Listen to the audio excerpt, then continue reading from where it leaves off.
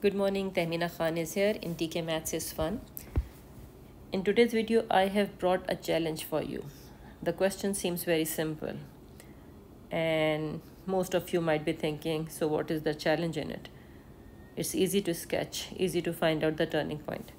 So my question is, think for a minute, what are the 4 ways you can find out the turning point? So let's just start with the first one. What is the first one coming into your mind?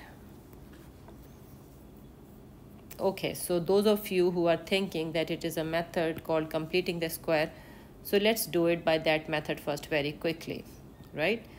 The point here is you should be able to think different ways of solving a question. That helps you to think on broader spectrum, right? So I am solving it by the method of completing the square, okay?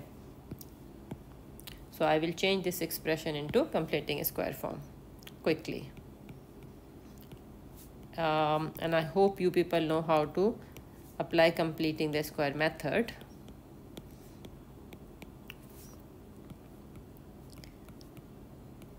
Okay, so it is 9 upon 4 minus 4.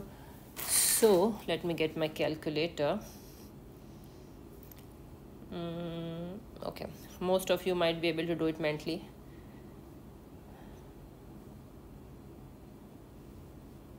Okay, so it is 6 plus 3 upon 2 square minus 25 upon 4.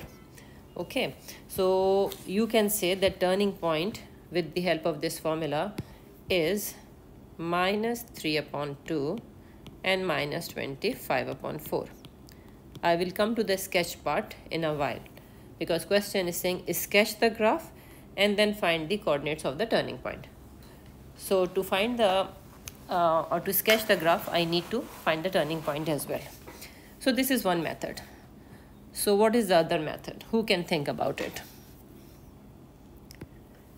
Okay, so now those of you who are thinking of the formula, because some people are good at remembering formula, so they know that the x coordinate of the turning point can be figured out by x is equals to minus b upon 2a. So if I look at the equation, which is y is equals to x square plus 3x minus 4. So you know a is 1, b is 3, and c is minus 4, which we do not need here, right? But still. Okay, so x is equals to minus 3 upon 2 times 1, which is minus 3 upon 2. This is the x coordinate of the turning point because the graph will be something like this. Agreed? I will plot it properly in a while. So if you have gotten the x coordinate, how will you get the y coordinate? You will plug this value back in the equation, which is this one, right? So let's substitute it quickly. This is method number 2, okay? There are, just giving you hint while I'm solving it, there are 2 more ways. So think what are those 2 ways, more 2 ways. So I'm just calculating it very quickly. You will have a calculator, you can figure it out. So it is minus 25 upon 4. So I got the y coordinate again, which is, turning point coordinates same. So this is second method. So what is the third method to find out the turning point? When you will be able to think maximum number of ways to solve the question, that will help you to handle all the new or complicated situations. So third method is,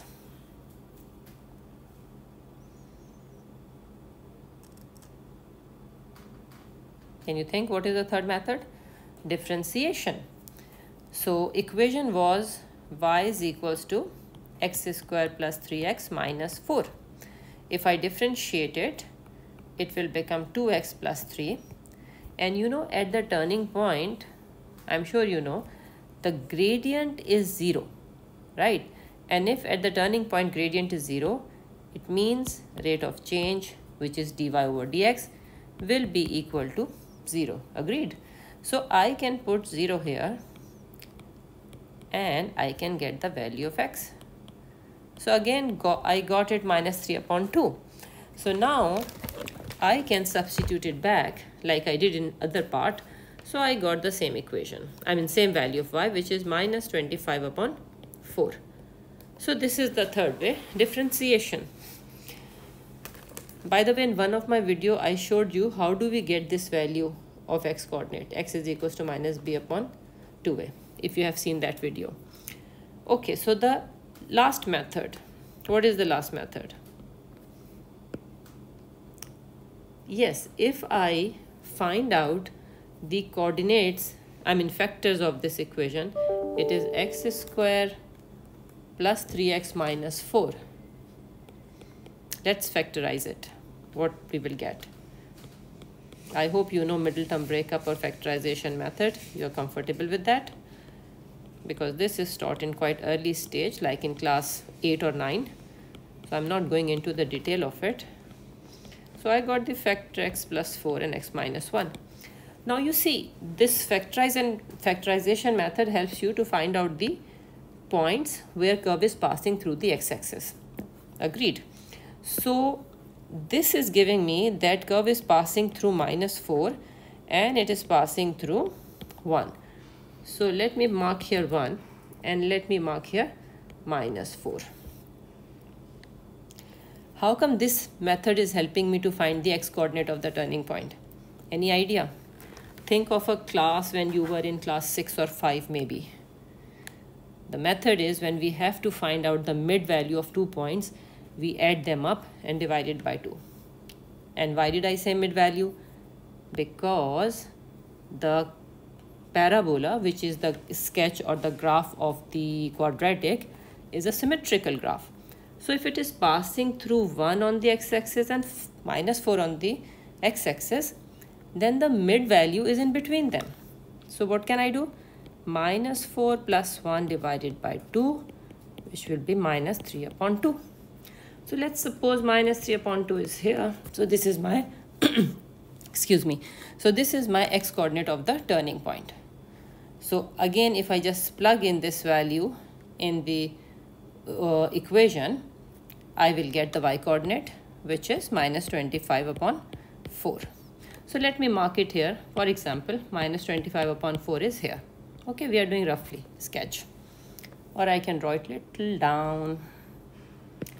Okay. Just give me a second.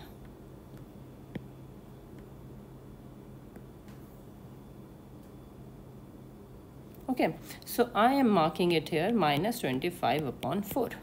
So this is my turning point. So now the graph will have what shape? Okay, let me draw again because this is not okay.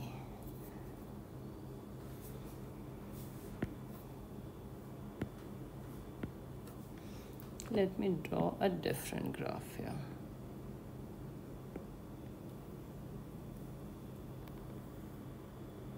Okay, this is better. This shape is better. Okay, so now I have drawn the graph here. Now the very important thing here is the y-intercept, which you have to mention on the sketch.